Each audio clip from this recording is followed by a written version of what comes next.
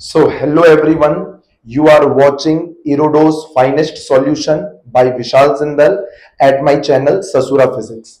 चलो बाबू एक बार इस सवाल को अच्छे से देख लो.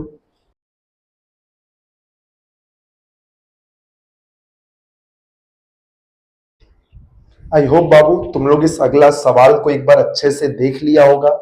कोई बाबू बहुत मुश्किल सवाल नहीं है, एक आसान सवाल है और बच्चा का ऐसा सवाल अपने जेई के प्रिपरेशन में क्लास 11 में दो चार बार किया हुआ रहता है और क्लास 12 में भी चार पांच बार किया हुआ रहता है. सवाल में क्या बोला है बेटा कि एक रिंग है, उस रिंग के ऊपर प्लस क्यू चार्ज फैला हुआ है. बेटा इस प्लस क्यू चार्ज जो फैला हुआ है इसके कारण ये रिंग का सारा चार्ज एक दूसरे को रिपेल कर रहा होगा. तो इस रिंग के अंदर पहले से कुछ टेंशन है और अब बोला है बेटा कि इसके सेंटर पर एक नया चार्ज रख दिए क्यू नॉट. इस क्यू नॉट आने के इस क्यू नॉट चार्ज के कारण इस रिंग के अंदर नया टेंशन कितना डेवलप होगा. देखो बेटा जब ये क्यू नॉट चार्ज नहीं भी था ना, केवल ये प्लस क्यू चार्ज था ना रिंग पर फैला हुआ, तो ये सारा प्लस क्यू एक दूसरे को रिपेल ना कर रहा होगा. तो रिंग के अंदर पहले से एक टेंशन होगा, लेकिन वो टेंशन नहीं पूछा है. इस क्यू नॉट के आने के कारण रिंग के अंदर जो टेंशन नया आएगा, जो टेंशन का इंक्रीमेंट होगा, वो टेंशन पूछा है. ठीक है ना. तो बात समझो बेटा, कुछ नहीं करना है, सेंटर पर एक चार्ज नया प्लेस कर दिए क्यू नॉट.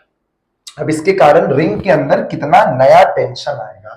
तो बेटा रिंग का एक छोटा सा पार्ट कट करो जिसका सेंटर पर एंगल कितना है डी थीटा.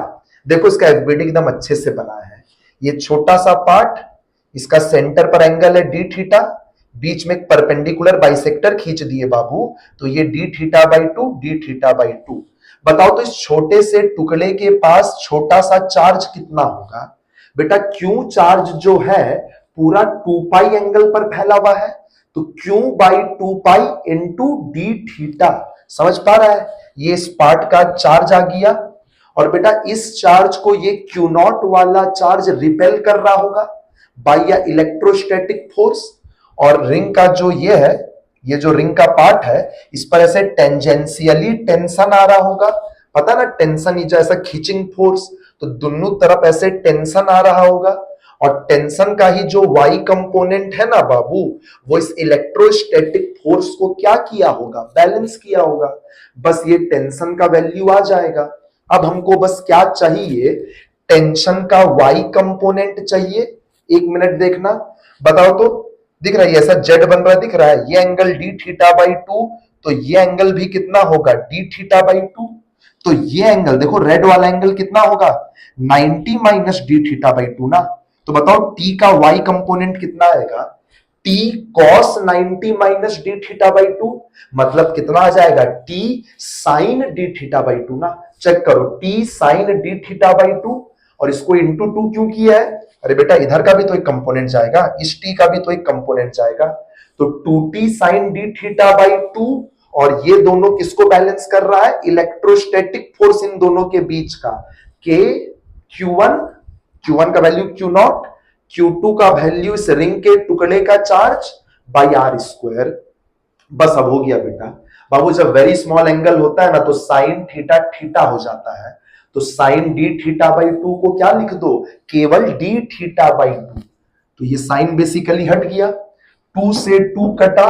बताओ कितना बचा, टी डी थीटा बचा और उधर वही वाला कचड़ा बचा. अब डी थीटा से डी थीटा कैंसल हो गया, टेंशन का आंसर आ गया बेटा, के का वैल्यू बस पुट कर लो 1/4 पाई एप्सिलॉन नॉट, और तुम्हारे सामने आंसर आ गया बेटा q naught by 8 pi square epsilon naught r square. चलो बाबू tata bye bye, best of luck.